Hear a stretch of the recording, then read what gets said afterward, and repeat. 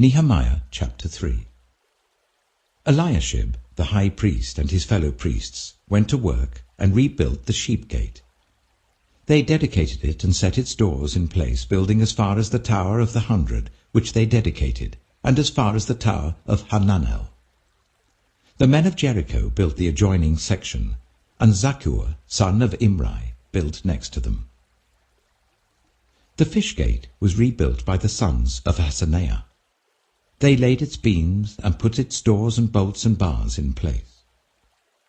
Meremoth, son of Uriah, the son of Hakkoz, repaired the next section.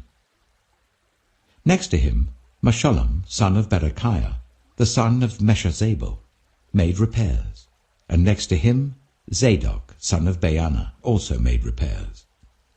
The next section was repaired by the men of Tekoa, but their nobles would not put their shoulders to the work under their supervisors. The Jeshanah gate was repaired by Joiada, son of Paseah, and Meshullam, son of Besadiah. They laid its beams and put its doors with their bolts and bars in place.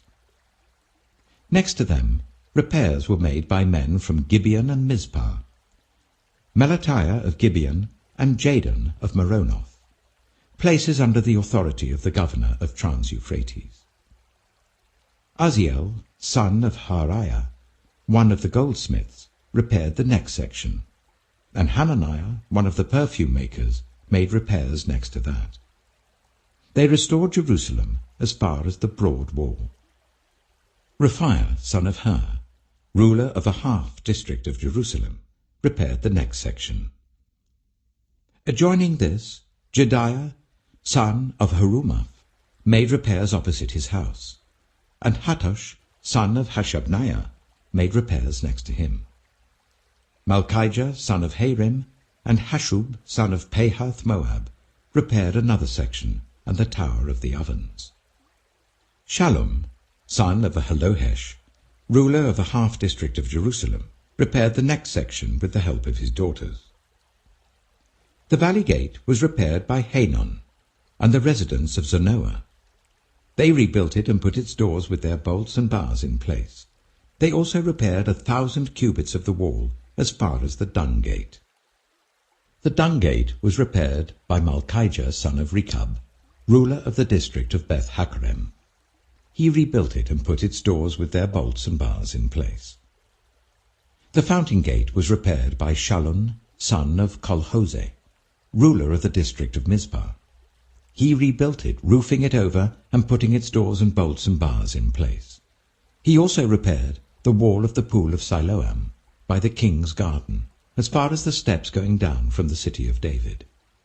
Beyond him, Nehemiah, son of Azbuk, ruler of a half-district of Beth-zur, made repairs up to a point opposite the tombs of David, as far as the artificial pool and the house of the heroes.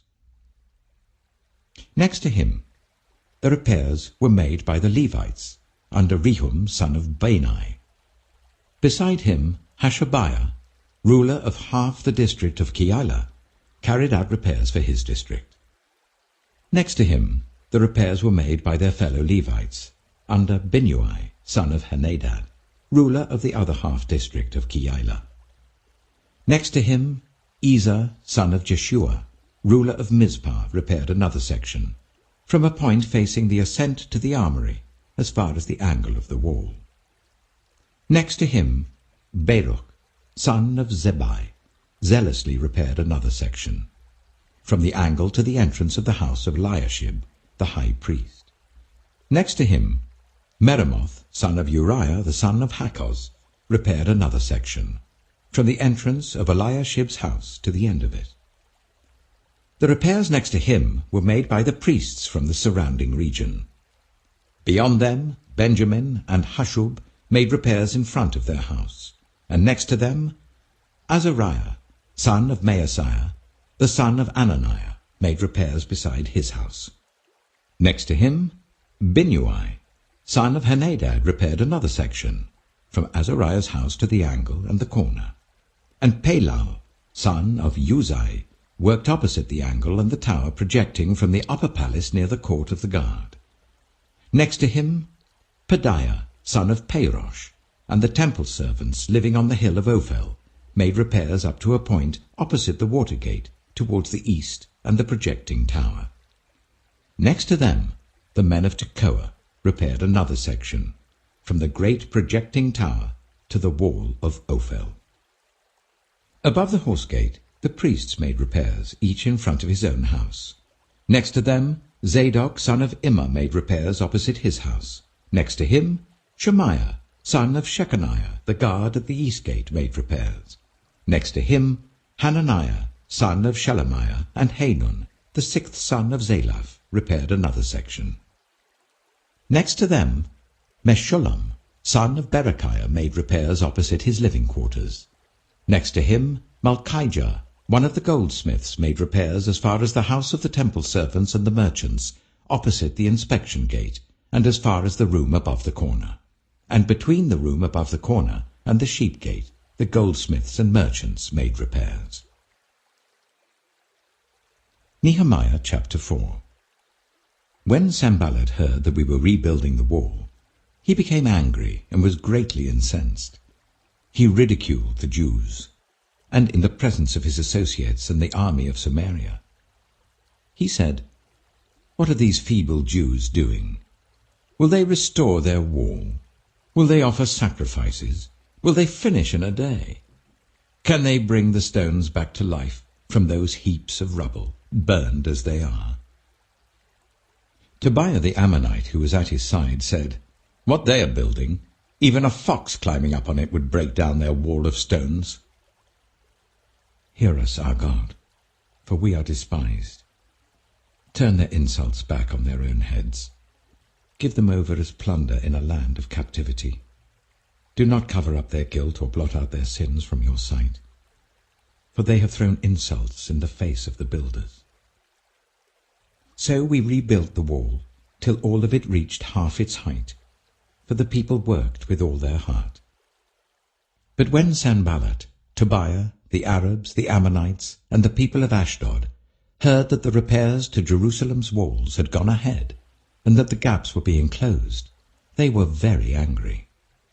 They all plotted together to come and fight against Jerusalem and stir up trouble against it. But we prayed to our God, and posted a guard day and night to meet this threat. Meanwhile, the people in Judah said, "The strength of the laborers is giving out, and there is so much rubble that we cannot rebuild the wall." Also our enemies said, "Before they know it or see us, we will be right there among them, and will kill them and put an end to the work." Then the Jews who lived near them came and told us 10 times over, "Wherever you turn, they will attack us." Therefore I stationed some of the people behind the lowest points of the wall, at the exposed places, posting them by families with their swords, spears, and bows. After I looked things over, I stood up and said to the nobles, the officials, and the rest of the people, "Don't be afraid of them. Remember the Lord, who is great and awesome, and fight for your families, your sons and your daughters, your wives and your homes." When our enemies heard that we were aware of their plot, and that God had frustrated it, we all returned to the wall, each to our work.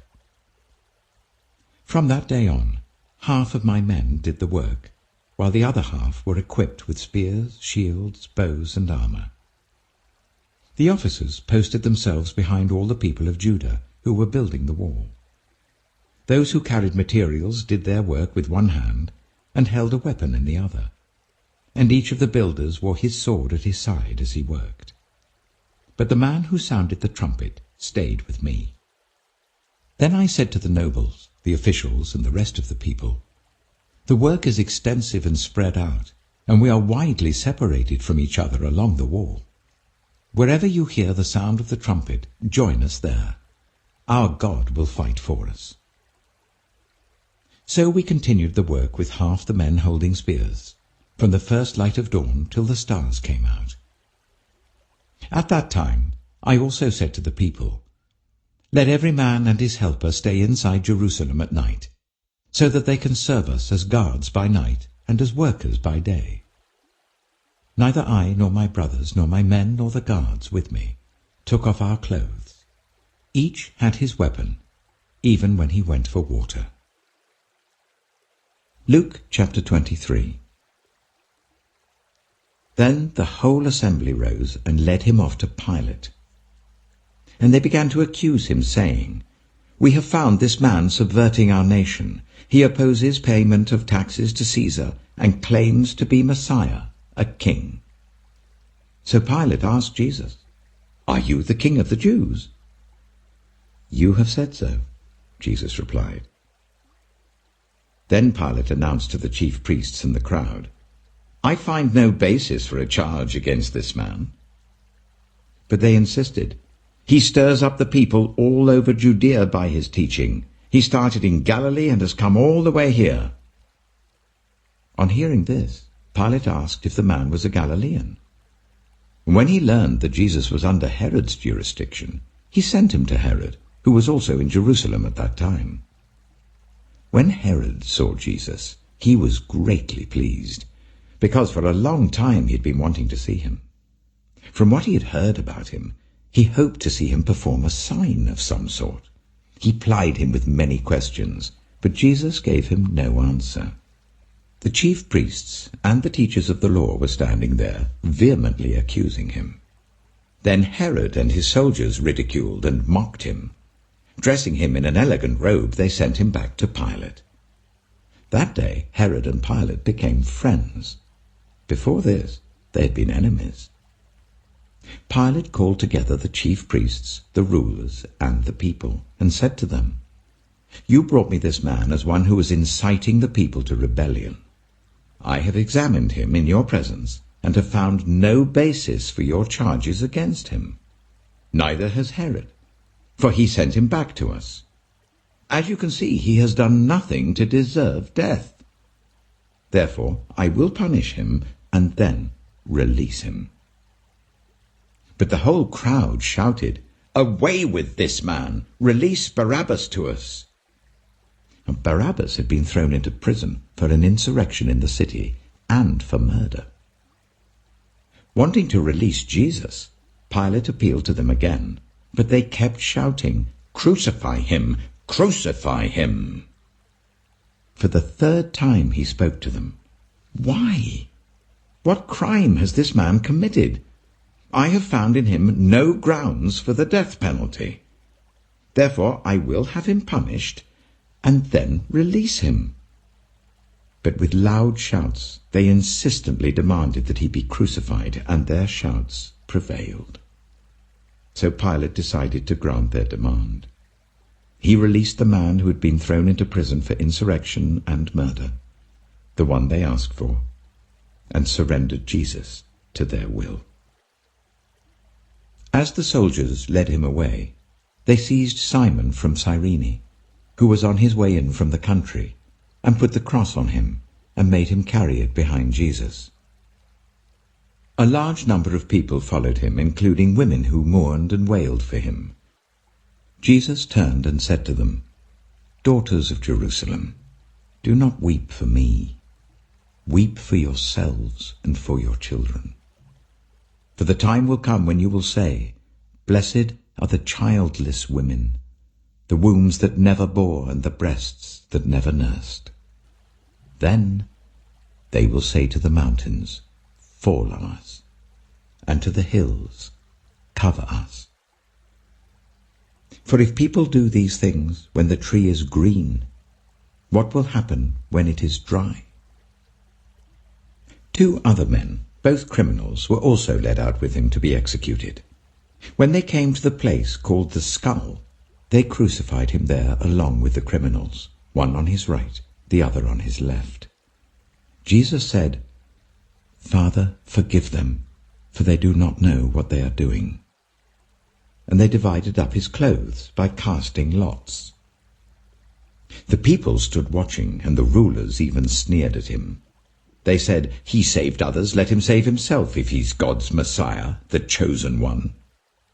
The soldiers also came up and mocked him. They offered him wine vinegar and said, "If you are the king of the Jews, save yourself." There was a written notice above him which read, "This is the King of the Jews." One of the criminals who hung there hurled insults at him. "Aren't you the Messiah? Save yourself and us!" But the other criminal rebuked him. "Don't you fear God," he said, "since you are under the same sentence?